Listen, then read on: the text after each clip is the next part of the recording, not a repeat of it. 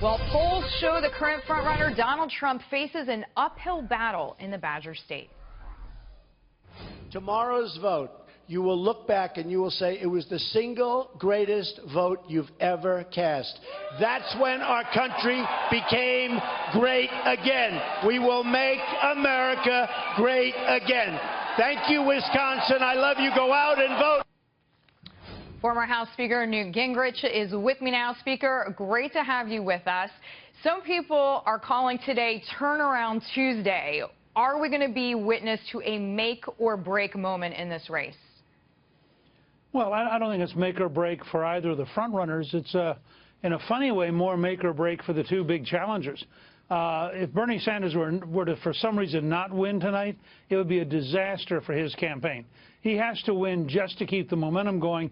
And ideally, for his purposes, he ought to win by 10 points or more to build some kind of psychology going into New York, which could be very tough for him. It could be tough, but to your point, I mean, Madison, Wisconsin loves Bernie Sanders, and let's just say hypothetically, if Sanders beats Clinton in her adoptive home state of New York, it would be an embarrassment for her. Well, no, that would be a disaster. I think Bernie has to win tonight to keep momentum up. He probably will win. The question will be the size of his victory. If he were to beat her in New York, remember, Kasich said if he lost Ohio, he would drop out. Marco Rubio did drop out when he lost Florida.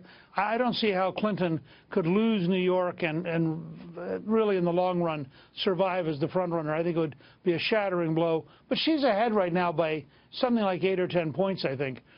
So we'll see what happens. There's 2 weeks to see it get turned around. The amazing thing about Sanders is he is raising vastly more money than she is.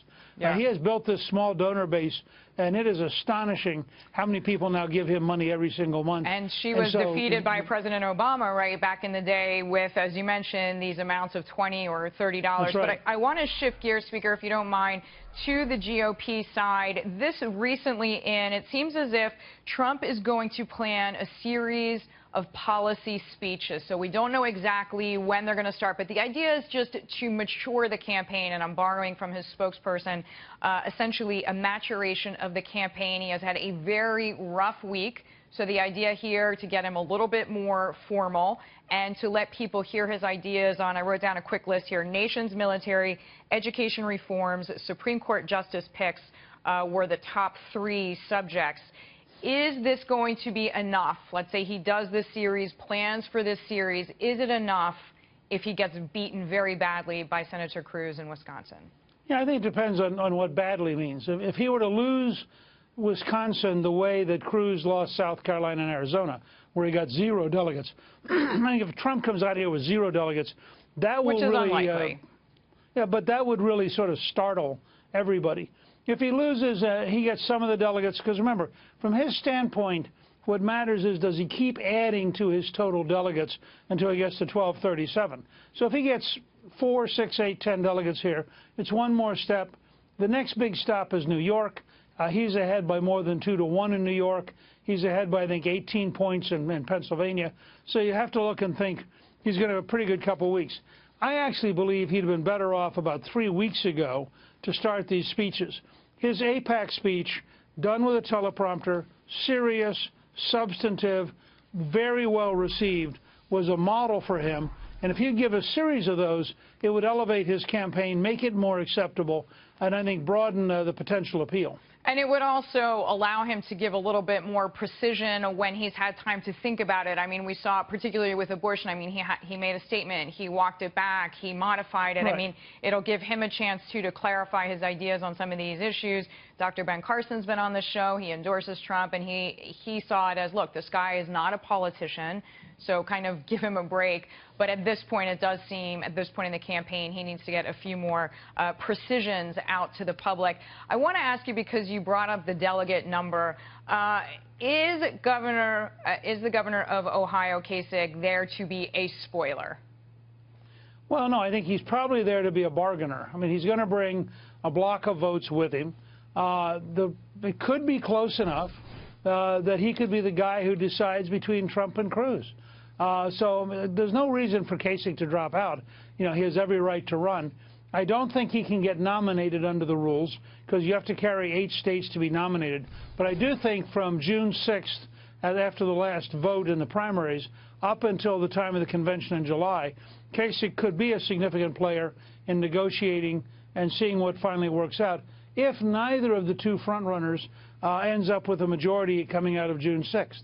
All right, and we actually have this exchange. Hopefully we can find it in the control room, because Governor Kasich is saying, essentially, I want my votes. Both Cruz and Trump have called on him to drop out. So let me see. Can we find that, team?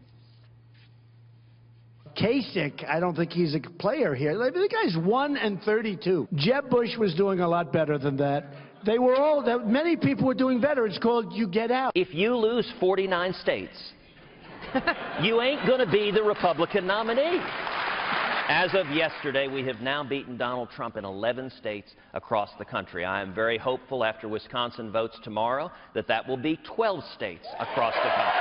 Well, look, nobody's going to win this going in. There's going to be an open convention, and it's going to be cool. So, Speaker, is that possible? No one's going to win this. It's going to be an open convention, and it's going to be cool. What are the chances of that on a scale of 1 to 10 as you see it now? 0. Okay, good clarity. For this reason, there could be a contested convention between Trump and Cruz, but nobody else is going to get nominated. So no Paul Ryan, no matter what Karl Rove has implied about a fresh face. Well, look, the rules of the Republican Party going into this convention require you to have won 8 states to be nominated. The only 2 people who will meet that are Ted Cruz and Donald Trump.